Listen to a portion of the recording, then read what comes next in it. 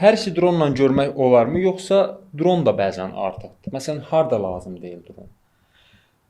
Dron bir çox yerlərdə lazımdır, harda lazım deyil. Harda ki sənin gözünün qabağındadır hər şey, sənin gözünün qabağındadır və sən həmin o yeri görə bilirsən və sən bunu alətlə edə bilərsən. Və burada hava faktoru da önəmlidir. Təcrübəm onu göstərir ki, əgər ki yanlış havada dronu sən qaldırırsan, deyirsən ki, onsuz çox balaca bir ərazidir, mən oranı uçurum və xəritəsini emal eləmək üçün oradan bir nəticə götürüm, şəkillər götürüm.